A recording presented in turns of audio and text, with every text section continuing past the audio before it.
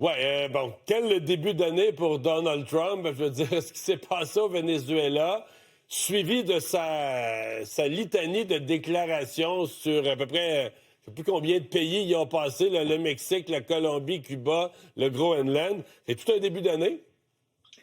Début d'année sur les chapeaux de roue, hein, mais on l'avait dit dès janvier 2025. On avait dit Trump, on le sentait dans la multitude de décrets qui avaient accompagné son assermentation. Clairement, son équipe était mieux préparée et prête à agir très rapidement. Je n'ai pas eu pour 2025 vraiment de surprise sur ce qui s'est produit, si ce n'est de la vitesse à laquelle ces changements-là se sont produits. Et je pense qu'il aborde 2026 de la même manière. C'est-à-dire qu'il sait très bien qu'il y a une échéance électorale, c'est novembre 2026, et il va tout faire pour compléter ou avancer le programme avant les élections de mi-mandat. Bon.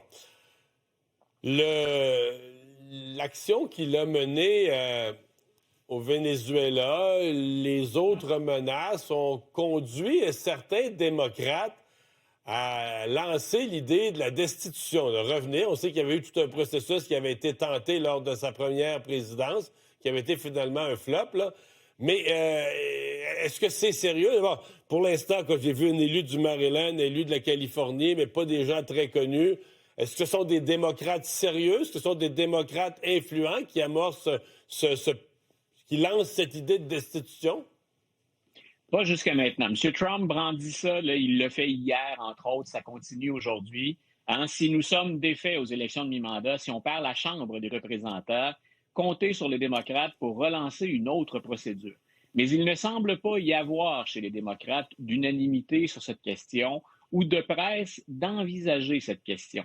Et je pense qu'on va avoir cet attentisme ou cette prudence-là des démocrates pendant encore un certain temps. D'abord, tout le monde a le souvenir des deux tentatives précédentes auxquelles le président Trump a survécu et il survivrait à une troisième parce qu'on n'aura pas la majorité nécessaire au Sénat finalement pour le destituer. Il faudrait voir maintenant si ça vaut le coup. Si, avec une victoire électorale, on veut montrer de l'action, une réaction forte, vigoureuse, une opposition, mais on peut se permettre d'attendre sur ce dossier-là. Donc, en même temps, il y a des démocrates, dont ceux que tu as identifiés, mais ce ne sont pas de très gros joueurs, de très gros noms, ni des membres influents du Parti démocrate. Il y a des gens qui disent il y a tout ce qu'il faut pour l'accuser. Et la définition ou le recours à la procédure de destitution, c'est suffisamment large, les motifs, pour embarquer beaucoup de choses là-dedans. Par exemple, ce qu'on appelle la clause des émoluments. Le président a reçu un cadeau de 400 millions, un avion. On a joué sur des technicalités, puis on a dit ça va aller à la bibliothèque Trump. Puis là, on joue sur des zones grises, comme on le fait si souvent.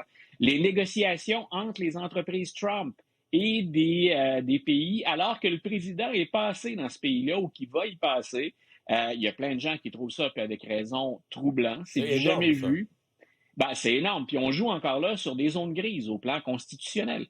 Il y a le fait, par exemple, qu'on outrepasse, ça a été le cas pour le Venezuela que tu viens de mentionner. Est-ce qu'on respecte la séparation des pouvoirs? Est-ce qu'on consulte le Congrès, la Chambre, le Sénat?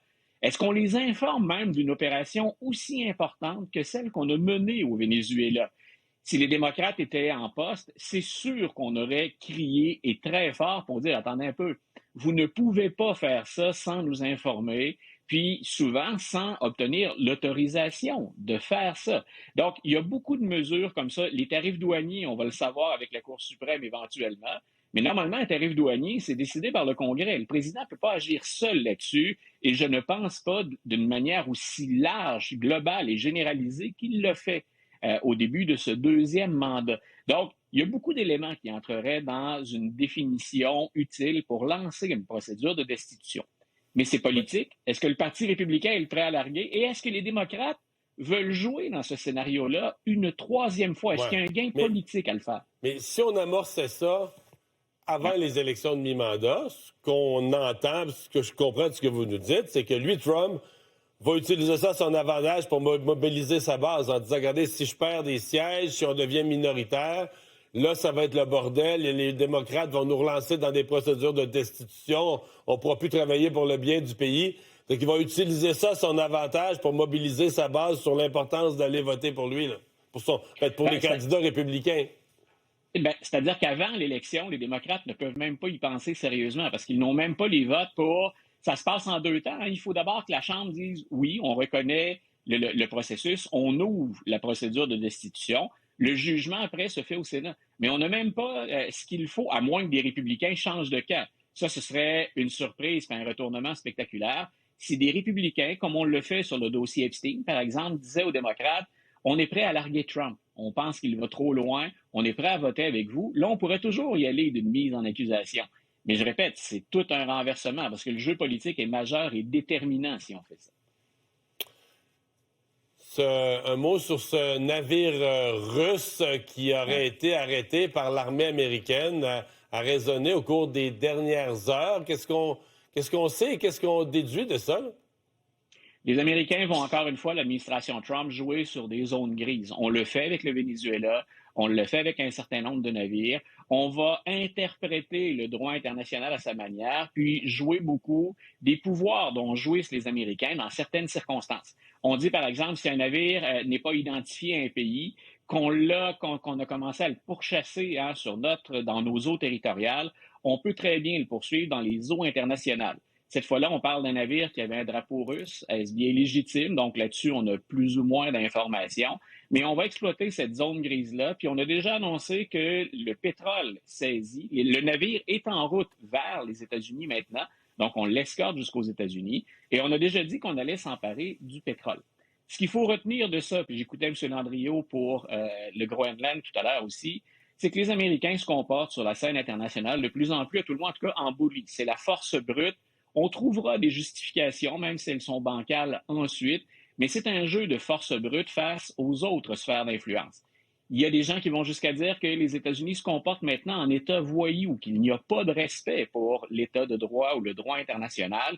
Gardons en tête toutes ces questions-là au moment où on s'en prend, surtout au moment où on se parle au Venezuela, ou à ce qui entre et sort du Venezuela. Luc La Liberté, merci beaucoup. Une bonne Au journée, revoir. Mario.